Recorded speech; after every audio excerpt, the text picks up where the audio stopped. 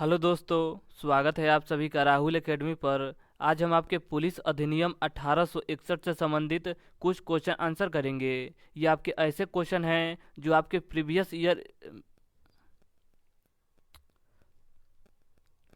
Hello दोस्तों, स्वागत है आप सभी का राहुल एकेडमी पर। आज हम आपके पुलिस अधिनियम 1861 से संबंधित कुछ क्वेश्चन आंसर करेंगे। देखिए, यहाँ से आपके हर शिफ्ट में 3 से 4 क्वेश्चन पूछा जा रहा है। तो अगर आप यह वीडियो देख लेते हैं तो यह टॉपिक आपका अच्छे से कंप्लीट हो जाएगा। और अगर आपको इसका पीडीएफ चाहिए तो नीचे टेलीग्राम का ग्रुप दिया गया है, वहाँ से ज्वाइंट होकर इसका पीडीएफ प्राप्त कर सकते हैं। तो चलिए आइए शुरू करते हैं। देखिए, आपका पहला क्वेश्चन दे रहा है कि पुलिस अधिनियम को गवर्नर जनरल की अनुमति कब प्राप्त हुई थी। तो इसका करेक्ट आंसर आपका हो जाएगा 22 मार्च 1861 ईस्वी को प्राप्त हुआ था। अगला क्वेश्चन है कि 2001 का संशोधन की प्रवृत्ति होने की तिथि क्या है। तो इसका करेक्ट आंसर आपका हो जाएगा 10 अगस्त 2001 है। इसके आगे देखिए, इसके आगे आपका अगला क्वेश्चन है कि पुलिस अधिनियम 1861 में कुल कितनी मूल धाराएं थी। तो मूल धाराएं आपका 47 था। अगला क्वेश्चन है कि पुलिस बल के संगठन, वर्गीकरण और वितरण से संबंधित नियम बनाने की शक्ति दी गई है। तो यह आपका महानिरीक्षक को दिया गया है। इसके आगे देखिए, इसके आगे आपका अगला क्वेश्चन है कि नागरिक उड्डयन कार्मिक को किस संशोधन अधिनियम द्वारा अंतः स्थापित किया गया है। तो इसका करेक्ट आंसर आपका हो जाएगा पुलिस अधिनियम 2001 के तहत इसे अंतः स्थापित किया गया है।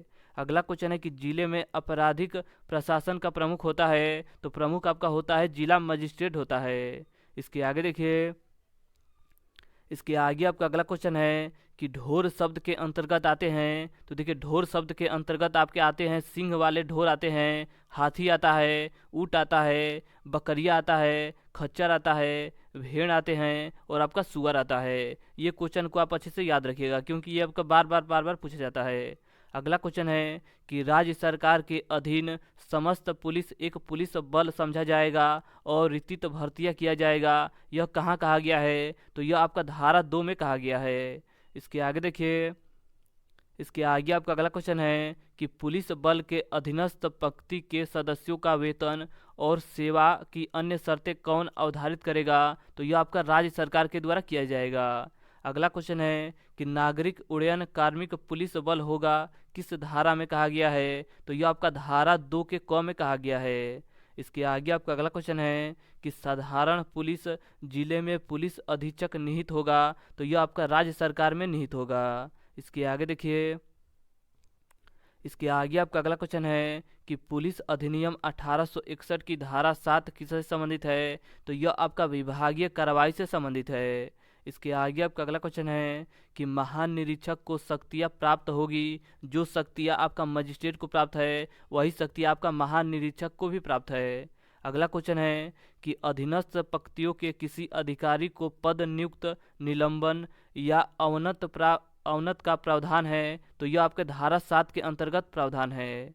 इसके आगे आपका अगला क्वेश्चन है कि साधारण पुलिस जिले में सर्वत्र पुलिस का प्रशासन निहित होगा। तो यह आपका पुलिस महानिरीक्षक और उप महानिरीक्षक और सहायक महानिर्देशक निर्देशक में जिन्हें राज्य सरकार ठीक समझे। इसका करेक्ट आंसर आपका हो जाएगा।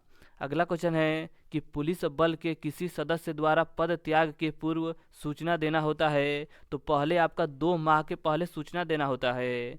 इसके आगे आपका अगला क्वेश्चन है कि पुलिस अधिकारी किसके इजाज़त से त्याग पत्र दे सकता है। तो इसका करेक्ट आंसर आपका हो जाएगा जिला अधीक्षक के आपके इजाज़त से त्याग पत्र दे सकता है। अगला क्वेश्चन है कि पुलिस अधिकारी बिना इजाज़त या 2 माह के सूचना के पद त्याग नहीं करेगा, स्पष्ट प्रावधान है। तो यह आपका धारा 9 में इसके बारे में बताया गया है। इसके आगे देखिए, इसके आगे आपका अगला क्वेश्चन है कि पुलिस अधिकारी अन्य नियोजन में नहीं लगेंगे, स्पष्ट प्रावधान है। तो स्पष्ट प्रावधान आपके धारा 10 में इसके बारे में बताया गया है। अगला क्वेश्चन है कि अतिरिक्त पुलिस अधिकारी की प्रतिनियुक्ति किस धारा में होगी। तो धारा 13 में होगा। इसके आगे देखिए, इसके आगे आपका अगला क्वेश्चन है कि अतिरिक्त पुलिस अधिकारियों का भार किसे वहन करना पड़ता है। तो इसका करेक्ट आंसर आपका हो जाएगा आवेदन करने वाले व्यक्ति पर आपका वहन करना पड़ जाता है।